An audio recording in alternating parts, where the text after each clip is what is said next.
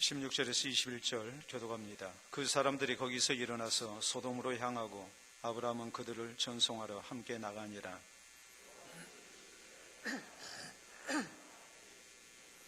아브라함은 강대한 나라가 되고 천한 만민은 그로 말미암아 복을 받게 될 것이 아니냐.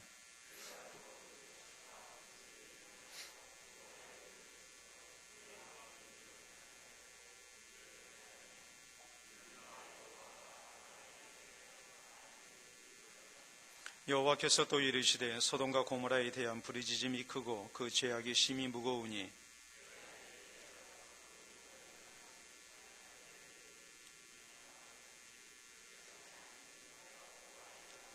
아멘. 기도하고 말씀 받도록 합니다. 하나님 아버지 감사합니다. 오늘도 주께서 우리의 선한 목자가 되어주셔서 우리의 발걸음을 친히 인도하시고 또 주의 은혜 가운데 평강의 하나님의 함께 해주시는 은총 속에 살게 해주신 것을 감사합니다. 이 시간 하나님께서 들려주시는 말씀을 통해 또 우리 발에 우리 하나님의 말씀의 빛이 비추기를 원합니다. 허락하신 말씀이 우리 발에 등이 되게 하시고 우리 길에 빛이 되게 하여 주셔서 우리가 바른 길 걷게 하시고 또 말씀을 떠나 좌우로 치우침이 있지 아니하도록 우리를 붙들어 주시고 더욱 강하게 곤고하여 주시옵소서. 예수님 이름으로 기도하옵나이다. 아멘. 오늘 창세기 강의 46번째 시간입니다. 한 근의 선행은 10근의 학문보다 낫다라는 말이 있습니다. 우리가 선을 행하고 사는 것이 얼마나 중요한가라는 것을 말씀하죠. 아무리 우리가 많은 학문을 닦았다 한들 그것이 내 주위 사람을 복되게 하지 못하고 또 우리 자신을 선하게 살게 하지 못하는 그런 학문이 된다면, 그런 지식이 된다면 그것은 쓸모없는 지식이 되고 말 뿐입니다. 나만 복되게 하고 공동체에 아무런 유익을 가져오지 않는 학문, 그것은 그렇게 중요하지 않다는 말입니다.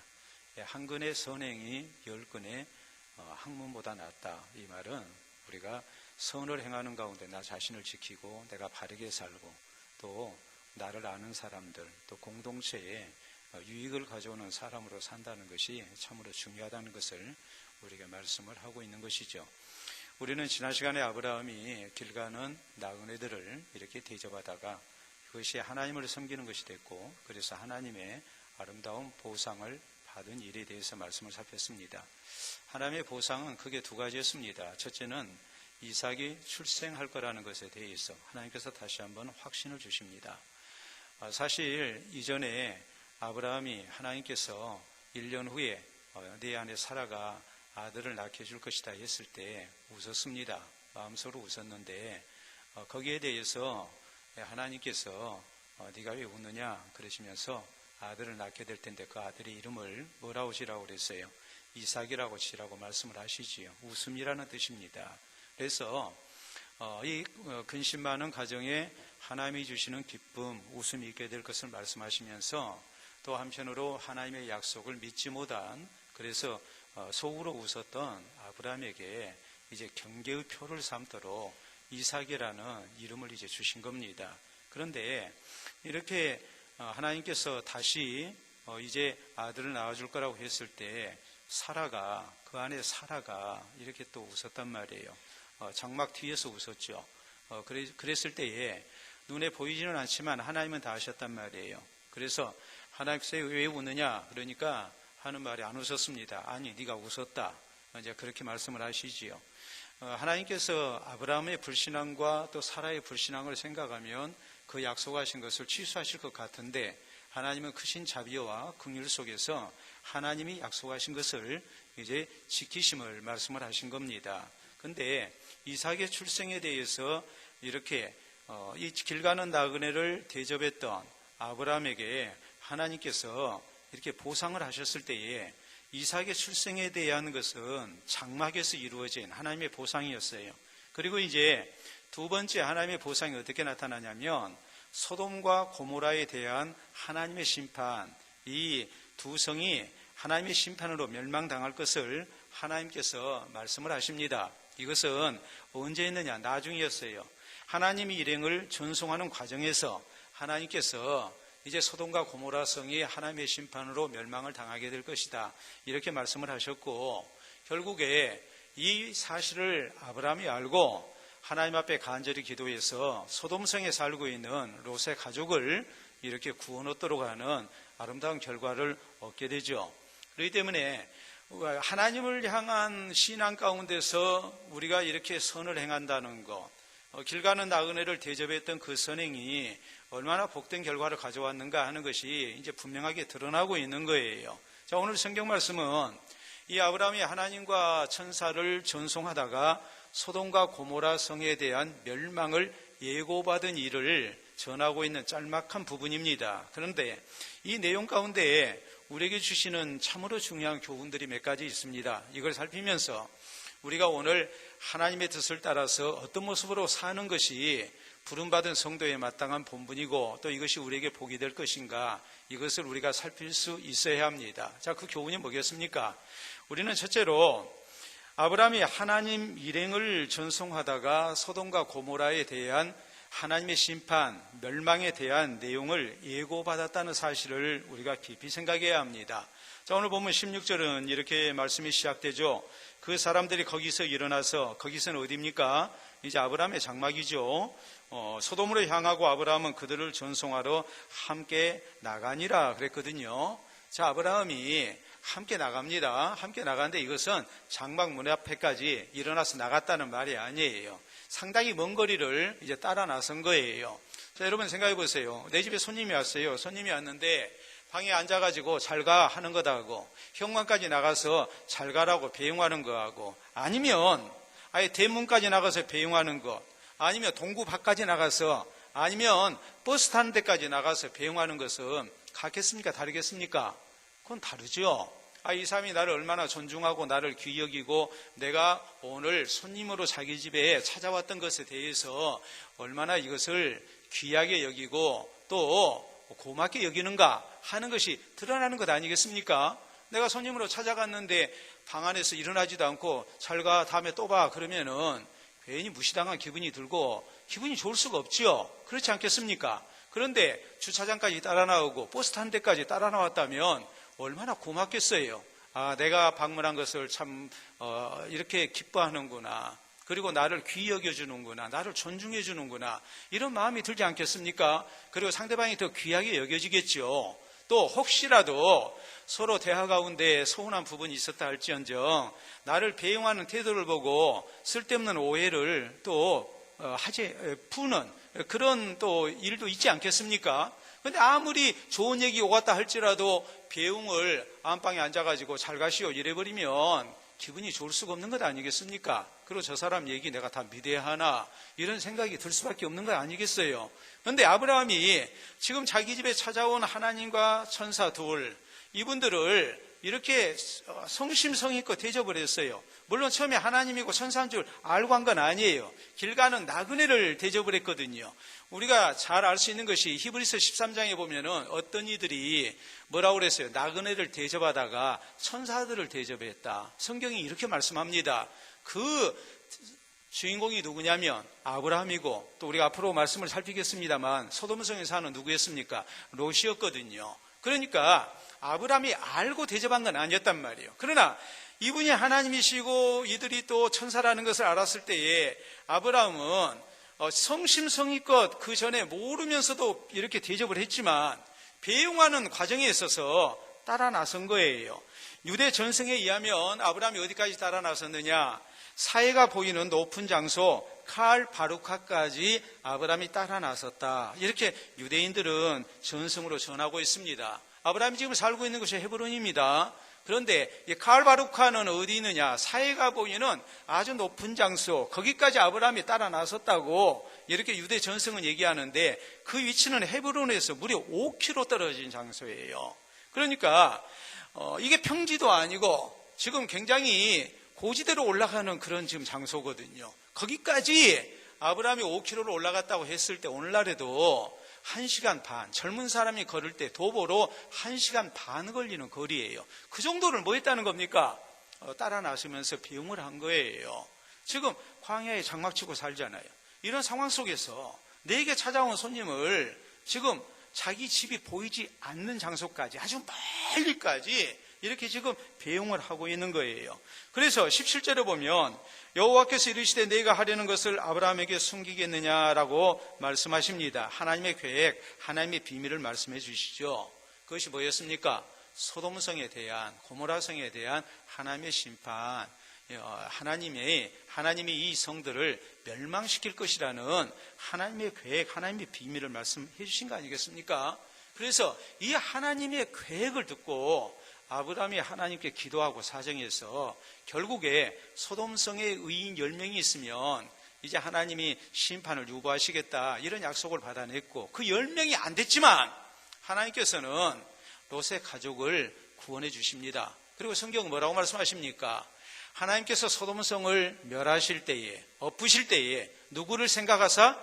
아브라함을 생각하사 롯을 그 멸망 속에서 구원해 내셨다. 성경은 이렇게 말씀하고 있거든요. 그러면은 여러분 생각해 보세요.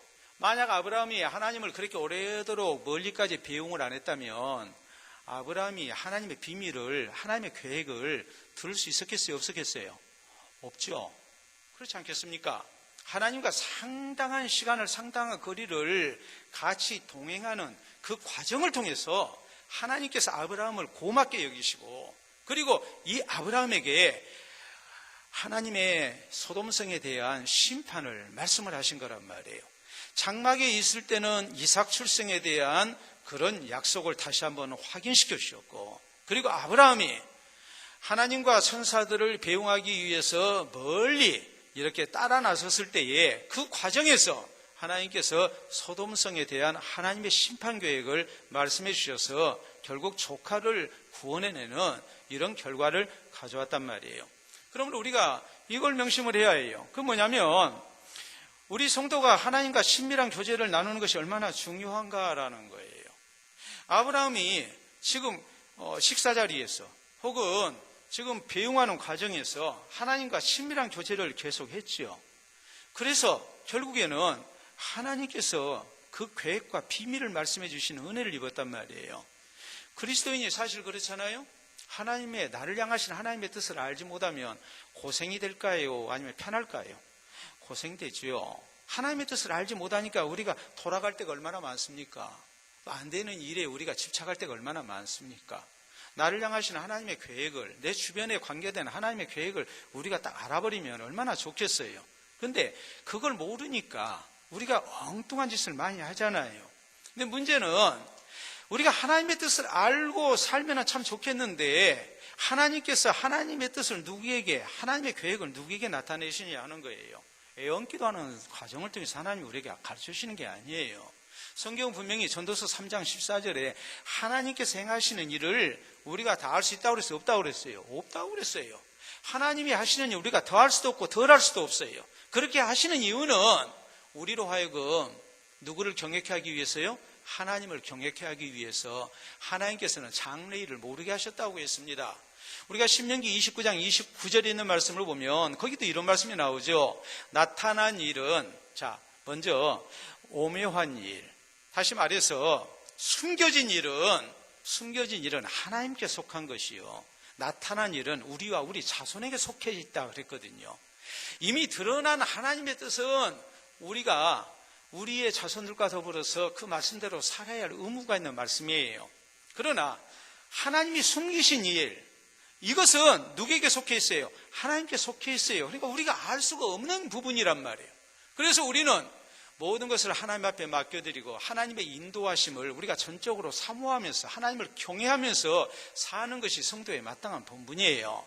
그러나 문제는 우리의 삶 속에서 나를 향하시는 하나님의 뜻을 우리가 알고 이 하나님의 뜻을 찾아서 우리가 나아간다면 얼마나 우리의 삶이 재밌고 복되겠습니까? 우리가 하나님의 뜻을 모르고 엉뚱한 데 힘을 쓰고 인생을 낭비하고 또 괴로운 일을 겪고 방황하는 그런 일들이 있어서는 안 되거든요. 그럼 문제는 하나님이 누구에게 하나님의 비밀과 하나님의 계획을 나타내시느냐는 거예요. 그건 애언기도가 아니에요. 하나님은 누구에게 나타내시느냐? 하나님과 날마다 친밀한 교제를 힘쓰는 사람에게 나타내시는 거예요. 여러분, 친구 가운데 아주 친한 친구에게 내 비밀을 털어놓죠. 그러니까 안 그럽니까? 어쩌다 한 번 만난 사람에게 비밀을 털어놓지를 않습니다. 그런 사람은 사람 입이 가벼운 사람이고 철이 없는 사람이에요. 그렇잖아요? 내가 믿을 수 있는 사람, 날마다 친밀한 교제를 나누는 아주 친한 친구에게 내 비밀을 얘기하는 것이고 내 고민을 얘기하는 것이고 그러지, 내 계획을 얘기하고 하는 것이지, 나와 별로 상관없는 사람, 길 가는 사람 붙들고 아니면은 몇 년에 한 번 만나는 친구에게 내 비밀을 털어놓고 그런 게 친구도 아니죠. 예? 그렇잖아요. 우리가 성경을 보면 야고보서 2장 23절에 성경이 이렇게 말씀하십니다. 아브라함은 하나님의 벗이라 칭함을 받았다 그랬어요. 우리가 성경을 보면 자꾸 오해하는 부분이 있어요. 그 뭐냐면 하나님은 나의 친구다, 예수님은 나의 친구다 그러는데, 여러분, 사람과 사람 사이에서 상대방이 나한테 당신은, 너는 내 친구야 그렇게 말해주면 그건 진짜 친구 관계가 될 수 있죠. 나도 친구라고 생각했을 때. 근데 나만 짝사랑하고 나만 친구라고 생각하는데 상대방은 나를 친구로 생각 안 하면 기분 좋아요, 안 좋아요? 안 좋죠. 떡줄 사람은 생각도 하지 않는데 혼자 김치국부터 마시는 그런 일이 있어서는 안 되죠. 하나님은 나를 친구라고 생각을 안 하고 있는데 나는 하나님이 내 친구다 그러고 예수님이 내 친구라고 하면 곤란하잖아요. 근데 야고보서 2장 23절에 아브라함은 하나님의 벗이라 칭함을 받았다는 말은 그만큼 하나님과 친밀한 관계였고, 하나님께서 아브라함에게 하나님의 계획을, 하나님의 비밀을 말씀을 해주시는 관계였다라는 의미예요. 모세에 대해서는 뭐라고 말씀하십니까? 신명기에 보면은 신명기 34장에 하나님의 사람 모세는 여호와께서 대면하여 말씀하시던 자였다 그랬거든요. 가깝다는 말이에요? 멀다는 말이에요? 하나님께서 대면하여 말씀하신 그런 사람이었다면 하나님과 가까웠다는 말이에요? 멀었다는 말이에요? 가까웠다는 말이죠. 대면이라는 것은 얼굴을 대하고 말씀하셨다는 거 아닙니까? 죄인된 우리가 하나님의 얼굴을 보면 다 살았어요, 죽었어요? 죽었잖아요. 근데 모세는 살았어요, 죽었어요? 하나님이 살려주셨잖아요. 그 정도로 가까웠다는 말이에요. 우리 예수님께서 요한복음 15장 15절에 이런 말씀하십니다. 제자들에게 이제부터는 너희를 종이라 하지 아니하리니 종은 주인이 하는 것을 알지 못합니다. 너희를 친구라 하였노니 내가 내 아버지께 들은 것을 다 너희에게 알게 하였음이라 그랬어요. 십자가의 죽음과 부활에 대해서 예수님이 제자들에게 가르쳐 주십니다. 또 3년 동안 예수님과 함께 하는 가운데 천국 복음에 대해서 알게 하십니다. 예수님이 제자들에게 다른 사람에게 알리지 아니한 놀라운 비밀들을 말씀을 해 주셨기 때문에 그 관계를 뭐라고 그랬냐면, 내가 이제는 너희를 종이라 하지 않겠다, 너희를 내 뭐라 하겠다? 친구라 하겠다. 그런 뜻에서 예수님이 내가 너희를 친구라 하겠다 했지, 이런 관계를 생각하지 아니하고 예수님은 내 친구 하면 안 된다 이 말이에요. 예수님 알기를 겨우 일주일에 한 번이나 보고 보통 때는 생각도 안 하고 있는 그런 관계면서 예수님은 내 친구 그러고 있으면 기분 좋을 일은 아니죠. 예수님이 좋아하시겠습니까? 그리고 어찌 우리가 예수님이 나를 향해서 친구라고는 하실 수 있어도 내가 예수님을 내 친구라고 하면 되겠습니까? 찬송가에 보면 그 말도 안 되는 가사들이 있거든요. 그거 절대 옳은 것 아니에요. 복음성가에 그냥 주님은 내 친구, 그런 버르장머리 없는 찬송을 안 불러야 합니다. 그거 바른 거 아니에요.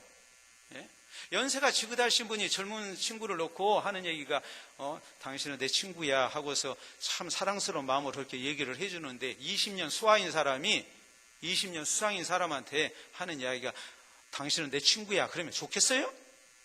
그렇게 말하면 안 되죠. 지금 예수님이 하시는 말씀, 또 아브라함이 하나님의 벗이라고 말씀한 야고보서 2장 23절에 있는 말씀, 요한복음 15장 15절에 있는 이런 말씀들은 뭐냐면 주님과의 친밀한 관계 속에서 하나님께서 하나님의 비밀을, 하나님의 뜻을, 하나님의 계획을 우리에게 알려주셨다는 것을 의미하는 거예요. 친밀한 교제가 있어야 하나님의 은혜가 우리에게 나타나는 거예요. 사무엘은 하나님의 말씀이 이상이 희귀하던 때에 어린 사무엘에게 하나님의 말씀이 이상이 나타납니다. 엘리 제사장에 나타난 것이 아니라 누구에게 나타났어요? 제사장 수업을 받고 있었던 어린 사무엘에게 나타났어요. 왜 사무엘에게 나타났을까요? 성경은 뭐라고 그랬습니까? 사무엘은 날마다 어디서 잤어요? 성전에서 자고 있는 사람이었어요. 사무엘이 성막에서 늘 잠을 잤다는 것은 늘 하나님과 뭐 했다는 거예요? 교제하고 있었다는 말이에요. 하나님을 섬기고 하나님께 기도하고 그러면서 늘 하나님을 가까이 하며 살았다는 말이에요. 엘리 제사는 그게 아니었죠. 그러니까 하나님의 이상이 누구에게 나타납니까? 성막을 떠나지 않은 사무엘에게 나타나는 겁니다. 하나님의 비밀이 사무엘에게 알려지는 거예요. 시편 25편 14절에 보면 다윗은 이렇게 고백합니다. 여호와의 친밀하심이 그를 경외하는 자들에게 있으며 그의 언약을 그들에게 보이시리로다 그랬어요. 하나님의 친밀하심이 누구에게 있다고요? 하나님 경외하는 사람에게, 하나님께서 이런 사람에게 하나님의 언약을 보여주신다고 말씀하십니다. 여러분, 그렇기 때문에 우리가 하나님의 뜻을 알고 하나님의 은혜 속에 살기 위해서는 우리에게 무엇이 필요합니까? 하나님을 가까이 하는 것이 필요해요. 하나님과 멀리 떨어져 가지고 살면서 하나님 은혜를 우리가 당연히 받을 거라고 생각하면 그것처럼 어리석은 일이 없는 거예요. 성도가 하나님과 교제하는 방법이 뭐겠습니까? 말씀과 기도입니다. 하나님께서는 말씀을 통해서 우리에게 하나님의 뜻을 나타내십니다. 우리는 기도를 통해서 하나님께 말씀을 드리는 거예요. 그렇기 때문에 성도는 말씀과 기도를 통해서 거룩해진다고 디모데서는 우리에게 말씀하고 있어요. 성도가 거룩해진 것은 흰 옷을 입어서 거룩해진 게 아니에요. 목욕 자주 해서 거룩해지는 게 아니에요. 좋은 옷 입어서 거룩해지는 게 아니에요. 교회 오래 다녔다고 해서 거룩해지는 게 아니에요. 말씀과 기도를 통해서 성도는 거룩해지는 거예요. 왜요? 하나님과 가까이 하는 사람이 되기 때문에. 쌍방 소통의 길이에요. 하나님은 말씀을 통해서 우리와 소통하시고 우리는 기도를 통해서 하나님과 소통하는 겁니다. 그렇기 때문에 우리 성도는 늘 말씀을 통해서 하나님의 뜻을 알고 하나님께 순종하며 하나님과 동행해야 합니다. 기도를 통해서 하나님과 함께하고 하나님의 도우시는 은혜를 입어야 해요. 이것이 진정으로 하나님과의 친밀한 교제의 방법이에요. 이 교제를 통해서 우리가 하나님의 은혜 속에서 사는 거란 말이에요. 하나님의 뜻을 분별하고 우리가 나가는 거란 말이에요. 사실 성도들이 목사에게, 목회자에게 상담을 요청할 때가 있습니다. 이 자리에도 지금 계십니다만은 얼마 전에 저에게 목사님, 저희 가정 저쩌고 얘기하신 분이 있어요. 우리 딸아이가 또 남편의 직장 문제 그런 일이 있었어요. 제가 뭐라고 했을까요? 제가 호명할까요? 제가 그랬죠. 다음 주 설교 들어보세요. 거기 해답이 있습니다. 그랬거든요. 성도의 고민은 문제의 80%는 다 해답이 어디 있을까요? 설교에 있어요. 설교에. 하나님 말씀만 잘 들어도 우리가 하나님의 뜻 분별하고 말씀을 통해서 위로받고 우리가 가야 할 방향 알고 또 하나님께서 함께 하시는 은혜를 입어요. 그래서 설교가 얼마나 중요한지 몰라요. 유명한 수학자인 유클리드가 이런 얘기를 했습니다. 수학의 왕도는 없다 그랬어요. 기하학자인데 왕에게 수학 기하에 대해서 가르치는데 왕이 수학이 너무 어려우니까 야, 좀 쉽게 알 수 있는 수학을 잘하는 방법이 없겠냐? 그러니까 유클리드 수학자가 얘기합니다. 수학의 왕도는 없습니다. 옛날에는 왕도가 있었거든요. 왕이 다니는 길이 있었어요. 그 길은 굽은 길도 아니고 평탄한 길이었고 왕이 편히 다닐 수 있도록 말 그대로 고속도로를 내줬다고요. 수학에는 왕도가 없습니다. 무슨 뜻이겠습니까? 열심히 공부하고 문제 풀고 해야 수학을 잘하는 것이지 쉽게 할 수 있는 방법이 없단 말이에요. 공부를 잘하기 위해서는 그만큼 공부와 씨름을 해야 해요. 그러지 않고는 공부 잘하는 방법이 없는 거예요. 영어의 왕도가 없고 또 뭐의 왕도가 없어요? 수학의 왕도가 없고 과학의 왕도가 없어요. 쉽게 하는 길이 없는 거예요. 신앙생활에도 왕도가 없어요. 하나님과의 친밀한 교제도 왕도가 없어요. 말씀을 소중히 여기고 열심으로 기도할 때에 그럴 때 그 길이 하나님과 친밀하게 동행하는 길이고 하나님 은혜 속에 거하는 길이란 말이에요. 남과 부 가까워지려면 뭐 해야 되겠습니까? 남과 북이 가까워지려면 어떻게 해야 되겠습니까? 예? 남과 북이 가까워지려면 어떻게 해야 되겠어요? 계속 말씀을 드렸잖아요. 자주 만나는 수밖에 없는 거예요. 자주 만나야 가까워져요. 성도가 하나님과 친밀하게 교제하는 길은 다른 데 있지 않아요. 열심으로 예배 참석하고, 열심으로 하나님 말씀 가까이 하고, 또 열심으로 뭐 하고요? 기도하고. 그것이 하나님과 가까워지는 길이고, 그 친밀한 교제를 통해서 우리가 하나님의 뜻을 분별합니다. 하나님이 내 삶 속에서 동행하시는 은혜를 우리가 덧입게 되는 겁니다. 그래서 하나님의 뜻을 찾아서 우리가 나가는 것이고, 우리 가는 길에 하나님이 붙드시고 동행하시고 선한 길로 인도해 주시는 은혜를 우리가 입는 거예요. 아브라함이 하나님과 동행했습니다. 식사 대접 잘 해드리고 1시간 반 정도 그 떼약볕 길을 걸어서 하나님과 천사들을 배웅합니다. 그 가는 길에 하나님께서 말씀을 해주신 거예요. 오늘 우리의 인생길에서 다른 사람 아닌 하나님과 늘 말씀과 기도를 통해서 동행할 줄 아는 성도가 되어야 됩니다. 그럴 때 우리는 하나님의 뜻을 깨닫게 되고, 또 하나님께서 우리의 삶 속에 아름답게 동행하시고 선한 길로 인도하시고 도와주시는 하나님의 살아계심을 체험하는 그런 놀라운 은혜를 얻는 성도가 될 수 있다는 것을 잊지 마시기를 바랍니다. 자, 두 번째, 우리가 생각할 내용은 뭐냐면, 하나님께서 왜 우리를 선택하셨는가, 그 선택의 목적에 대해서 하나님께서 말씀하셨다는 사실이에요. 자, 18절 말씀 봐보세요.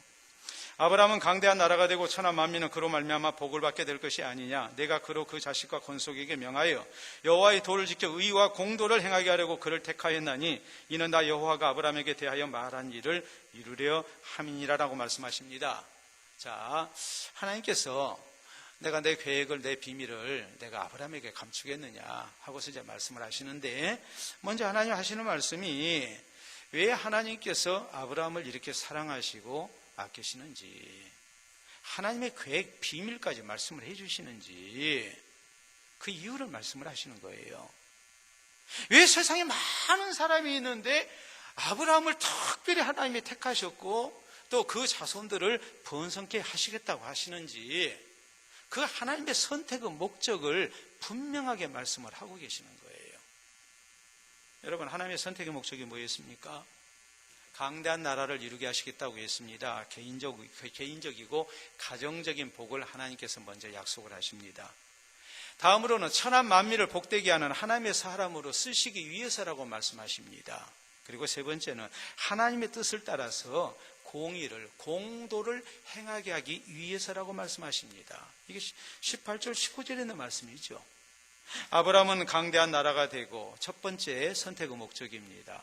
두 번째, 천하 만민은 그로 말미암아 복을 받게 될 것이 아니냐. 두 번째입니다. 세 번째, 내가 그로 그 자식과 건속에게 명하여 여호와의 도를 지켜 의와 공도를 행하게 하려고 그를 택하였나니 이는 다 여호와가 아브라함에게 대하여 말한 일을 이루려 함이니라 라고 말씀하십니다. 그래서 하나님께서 약속하신 복을 받게 하기 위해서다. 하나님께서 아브라함에게 뭐라고 그랬어요? 내가 너를 복되게 해주겠다. 너는 복의 근원이 될 것이다. 천하 만민이 너를 통해서 복을 받게 될 것이다. 하나님이 약속하신 것을 이루시겠다고 말씀을 하십니다. 여러분, 하나님이 왜 우리를 택하셨을까요? 세상에 참 많은 사람이 있는데 왜 하나님이 나를 구원의 백성으로 택하셨고 또 오늘 또 이 자리에 나오게 하셨을까요? 세 가지예요. 첫째는 우리와 우리 자손을 뭐하게 하기 위해서요? 복되게 하기 위해서. 두 번째는 우리를 통해서 우리 이웃이 하나님의 복을 받게 하기 위해서. 세 번째는 우리가 하나님의 공의를 따라서 이 땅 가운데서 살게 하시기 위해서.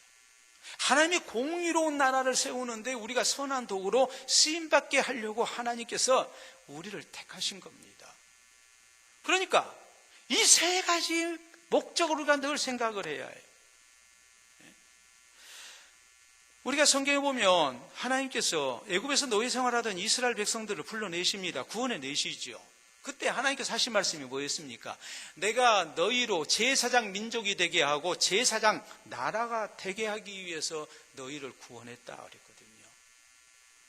제사장 나라, 제사장 민족 뭡니까? 제사장은 죄인과 하나님 사이를 이어주는 존재거든요.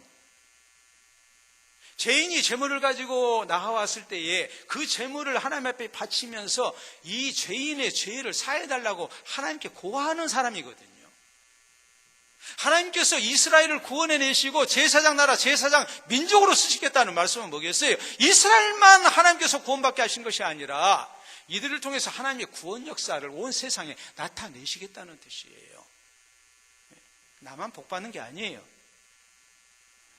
예수님께서 마태복음 5장에 말씀하십니다. 너희는 세상의 소금이요 세상의 빛이니라. 너희 착한 행실을 통하여 하늘에 계신 너희 아버지께 영광을 돌리게 하라. 그게 뭐겠습니까? 착한 행실을 통해서 내 주변에 있는 사람들에게 하나님의 복을 끼치는 사람이 돼야 되고 하나님의 공의를 세상에 세우는 사람이 되라는 말이에요. 이게 세상의 소금이요 세상의 빛이 되는 그리스도인의 모습이에요. 또 그뿐이 아니죠. 우리 예수님께서 주기도문을 통해서 우리의 기도의 제목이 어떻게 될 것을 말씀하십니까? 오늘날 우리에게 일용할 양식을 주시옵고 그걸 기도하게 하셨습니까? 그 기도의 제목도 있죠. 그러나 그것보다도 더 우선된 게 뭡니까? 하늘에 계신 우리 아버지의 이름이 거룩히 여김을 받으시오며 나라의 임하옵시며 주의 나라가 임하옵시며 뜻이 하늘에서 이룬 것 같이 땅에서도 이루어지리이다. 마지막 주기도문의 내용이 뭐예요? 대개 왜냐하면 나라와 권세와 영광이 아버지께 영원히 있기를 원하기 때문입니다. 그랬거든요. 주님의 나라를 공의로운 나라를 세우기 위해서 하나님의 뜻이 이 땅 가운데 이루어지게 하기 위해서 우리에게 기도의 제목을 삼을 것을 우리 주님은 말씀하셨습니다. 그런데 우리의 기도의 제목이 그게 없는 거예요. 디도스 2장 14절에 보면 하나님께서 그리스도 예수 안에서 우리를 구원하신 목적이 뭐라고 나왔습니까? 선한 일에 열심하는 하나님의 친백성이 되게 하기 위해서라고 말씀하세요. 오늘날 잘못된 기복신앙 속에서 신앙생활 하는 것이 나 복받기 위해서 또 번영신앙 그냥 잘 되는 것이 그냥 그것이 축복인 양 그렇게 생각하거나 잘못된 이런 신앙의 행태들 우리가 크게 회개해야 해요. 올해가 3.1운동 몇 주년입니까? 100주년이죠. 100주년의 해입니다. 이제 며칠 있으면 3월 1일이잖아요. 국민들에게 여론조사 해봤습니다. 3.1운동이라 하지 말고 3.1 뭐로 바꾸자고요? 혁명이라고 바꾸자. 네? 혁명이라고 바꾸자는 여론이 50%가 훨씬 더 됐거든요. 젊은 세대는 60%가 넘습니다. 그냥 운동 그대로 하는 게 좋겠다 하는 것은 한 30% 돼요. 3.1 혁명이라고 그러거든요. 그러니까 3.1 운동은 우리 민족사회에 엄청난 사건이 일어난 그런 민족의 거대한 용틀림이에요. 근데 이 3.1 운동에 독립선언서에 서명한 사람들이 33인 민족의 대표 33인이라고 그러는데 그 가운데 우리 기독교인들이 몇 명이었습니까? 16명이었습니다. 우리가 잘 아는 월남 이상재 선생이 3.1 운동 주모자로 잡혀서 그래서 일본 경찰에 의해 무섭게 고문을 당하고 치조를 당합니다. 일본 경찰이 묻습니다. 3.1 운동 누가 시켰는가? 이상재 선생, 신실한 그리스도인된 이상재 선생은 이렇게 대답합니다. 하나님께서 시켰다. 3.1 운동본부가 어디에 있느냐? 뭐라고 대답했겠어요? 하늘에 있다. 그랬어요. 하늘에 있다. 그 살기 어려운 때에 나 혼자 복받고 나만의 안위를 위해서 산 게 그리스도인의 모습이 아니었습니다. 일제강점기 때 그리스도인들은 애국자로 통했습니다. 그 정도로 나라와 민족을 위했고 하나님의 공의가 바로서는 나라가 되기를 원했습니다. 흔히 이런 얘기를 합니다. 정치인과 감기의 공통점. 여러분 사실 우리 민족이 굉장하잖아요. 일제강점기에 35년 지냈고 또 6.25 한국전쟁 지냈고 국민소득 70달러의 나라가 오늘날 3만 달러가 넘었으니까 어마어마하죠. 우리나라가 얼마나 대단한 나라인 줄 알아요? 예? 전 세계적으로 3050 클럽이라는 게 있습니다. 3050 클럽은 국민소득 3만 불 이상인 나라, 인구 5천만 이상인 나라를 의미해요. 인구 5천만 이상인 나라로서 국민소득이 3만 달러가 넘은 나라가 전 세계에 200여 개 국가에서 216개국 정도 되는 이 전 세계 나라에서 7나라밖에 없어요. 어디에 든 줄 아세요?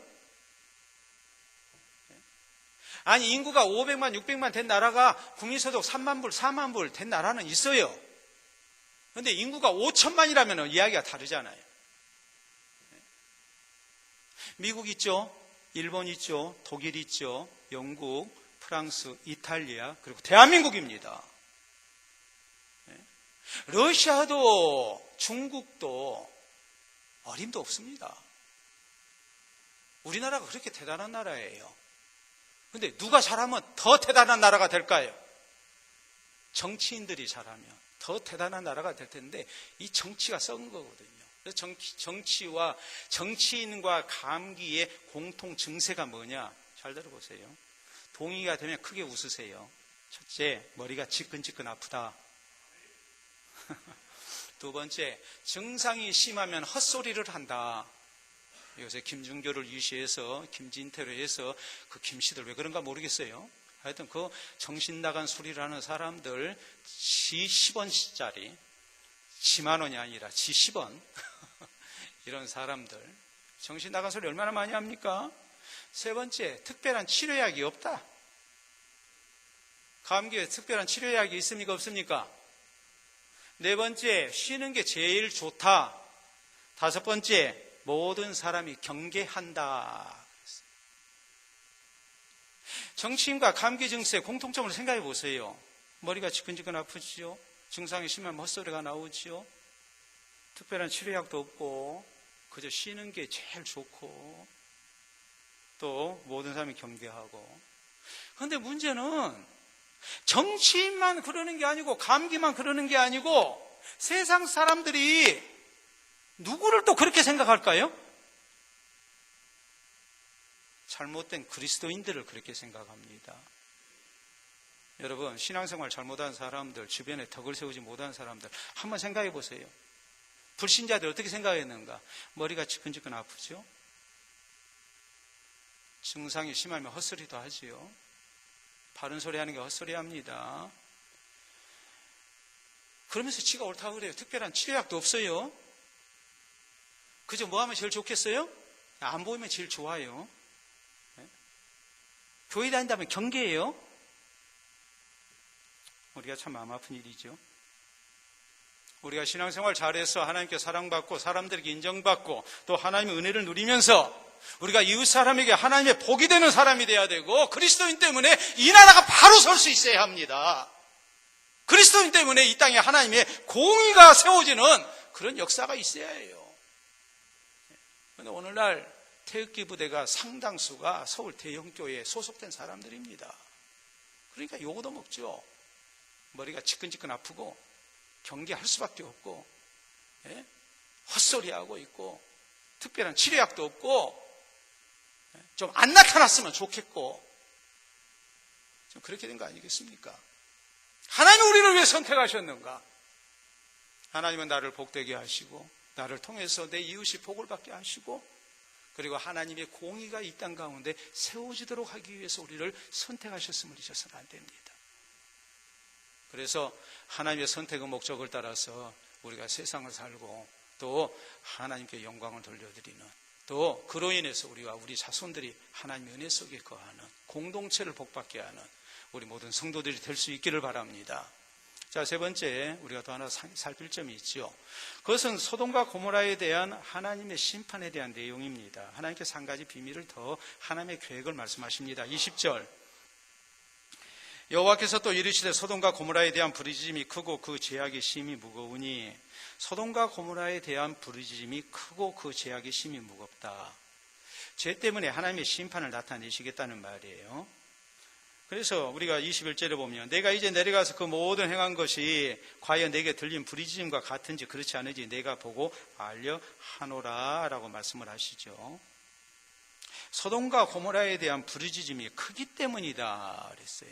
부르짖음이라는 말이 나오는데 원문의 뜻은 뭐냐면 고소입니다. 고소. 소돔과 고모라에 대한 의인들의 고소를 말하는 거예요. 하나님, 어쩌면 우리가 살고 있는 성읍이 우리나라가 이렇습니까?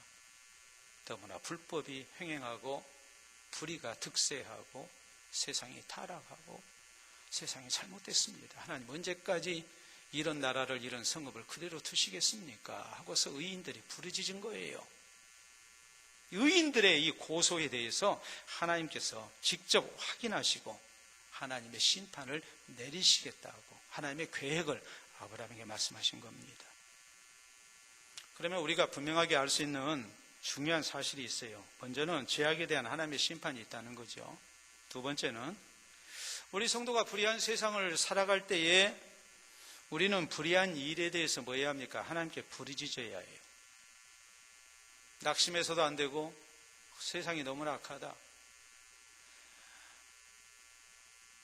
그러면서 우리가 낙심하거나 동화돼서는 안 됩니다. 같이 악해져도 안 됩니다. 하나님을 향해서 부르짖는 가운데 하나님의 공의의 심판이 나타나기를 우리가 원해야 합니다.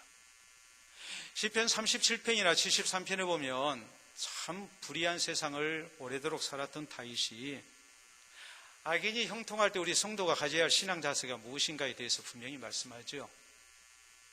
불평하지 말고 투기도 하지 말고 하나님의 심판이 있음을 알고 그때까지 참아 기다리라. 하나님이 다 손보실 때가 있다. 그렇게 말씀하는 거 아니겠습니까? 다윗이라는 사람이 사실 어떠했나요?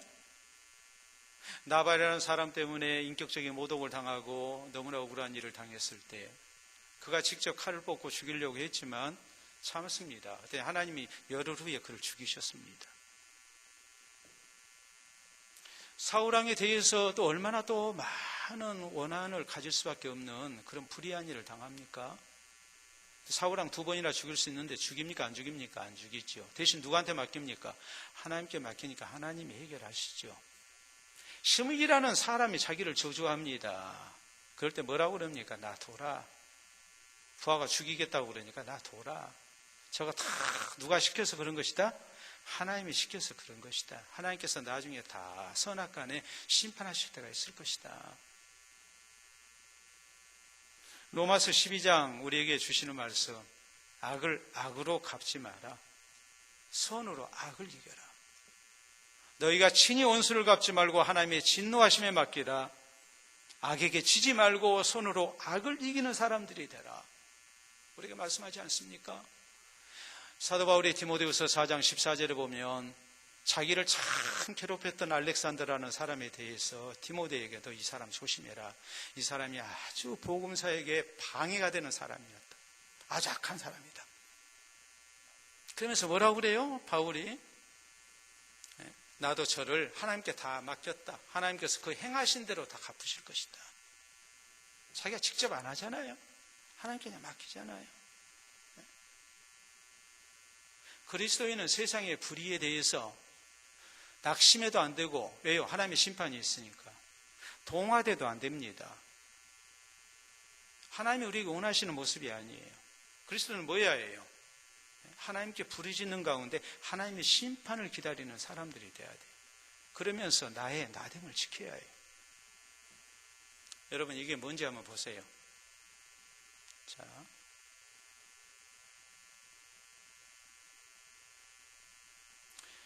뭔가요?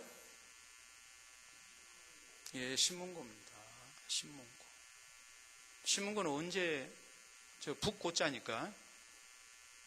신자는 거듭 신자고, 우리 신명기 신자예요. 신명기 신자. 매울 신자 아닙니다. 신라면 아니고, 거듭 신자. 거듭 명했다. 이게 신명기죠. 자, 거듭 신자에 들을 문자거든요. 백문이 불여 일견할 때 문자예요. 100번 듣는 것보다 한번 보는 것이 낫다 그러잖아요. 거듭 듣도록 치는 북이라는 말이죠. 저 북 언제 쳐요? 네? 억울한 일이 있을 때, 내가 살고 있는 지방의 향리가 원님이 내 억울함을 해결해 주지 아니에요. 그러면 뭐 해야 해요? 왕에게 직접 호소해야죠. 그래서 왕이시여 들으시오 하면서 저 북을 치는 거예요. 그 왕이 저 신문고의 소리를 듣고 이제 직접 재판을 하는 거지요. 무슨 말인지 아시겠어요? 양승태 전 대법원장에 의해서 사법농단이 이루어졌습니다. 거기에 가담한 판사가 100명이 넘습니다. 지금 검찰에서 수사받은 판사가 100명이 넘어요. 얼마나 못된 사람인지 몰라요.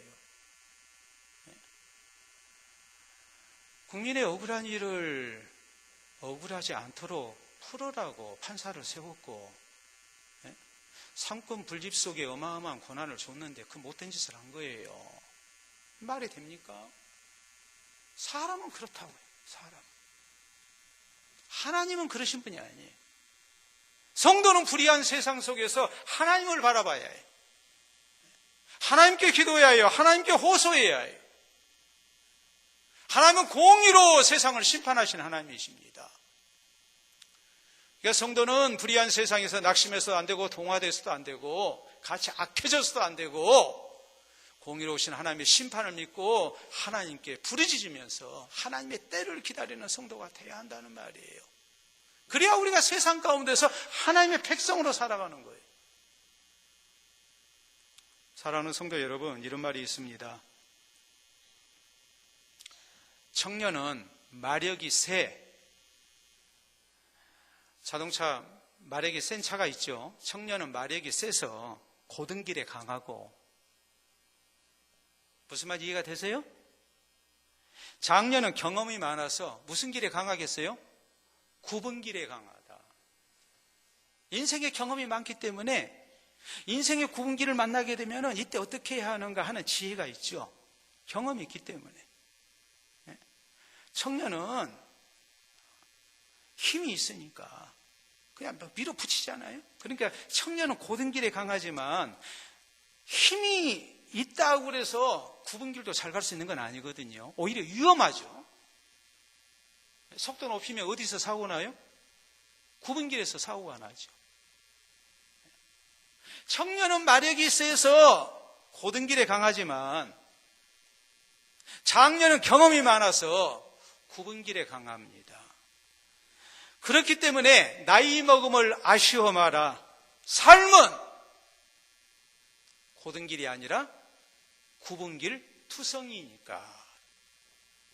우리 인생의 길이라는 것이 얼마나 변화무쌍합니까? 그냥 고속도로 뚫렸듯이 그냥 그렇게 쫙 길이 뚫려가지고 우리가 달려갈 수 있는 길이 아니잖아요. 인생의 길이라는 것이. 우리가 세상 사는 게 그렇잖아요.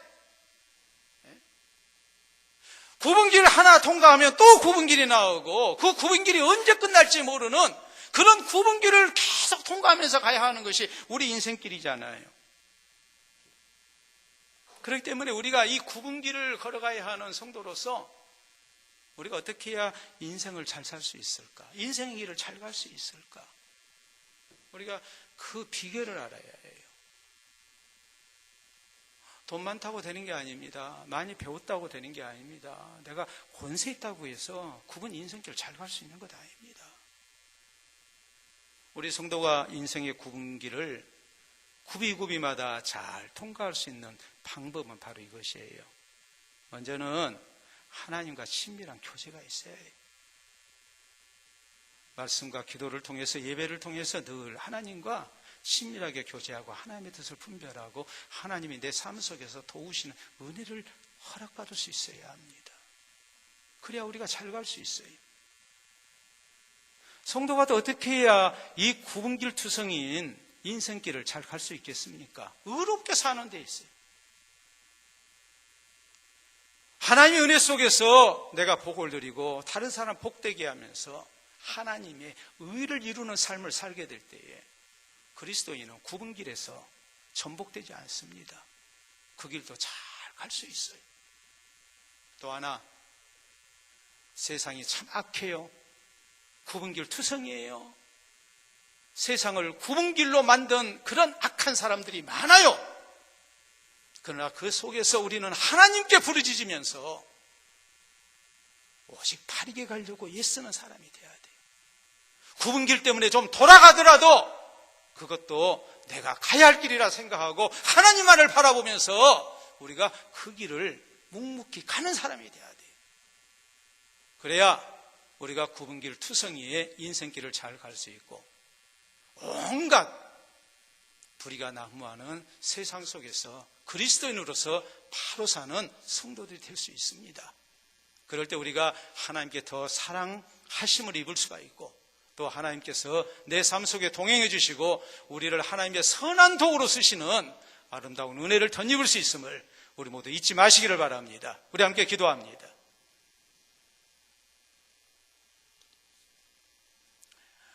오늘 내 인생길이 굽은 것 같습니다. 돌아가는 것 같습니다. 하나님 은혜가 필요합니다. 하나님께서 동행해 주셔야 합니다. 우리 하나님과 늘 친밀한 교제를 힘쓰고 하나님의 의를 이루는 삶을 살고자 힘쓰고 하나님께 부르짖으면서 오직 바른 길을 가고자 애쓰는 그리스도인 될 것을 우리가 기도로 다짐해야 합니다. 기도하겠습니다.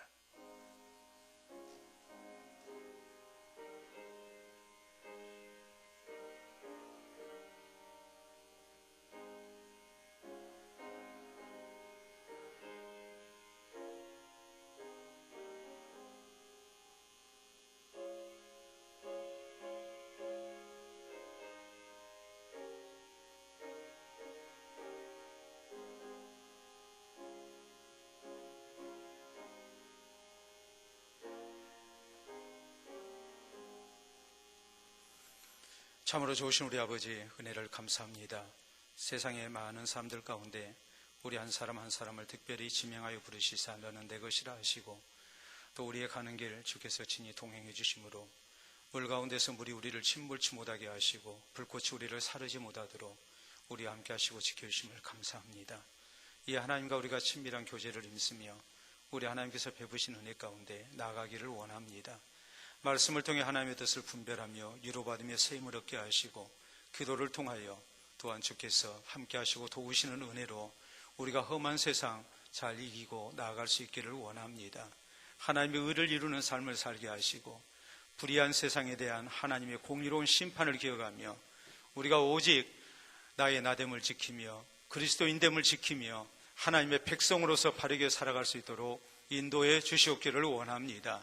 그래서 우리 가는 길 평생에 하나님께서 동행해 주시고 하나님이 기뻐하시는 나라를 세우는데 귀하게 쓰임받는 하나님의 선한 백성들이 다 되게 하여 주시옵소서. 예수님 이름으로 기도하옵나이다. 아멘.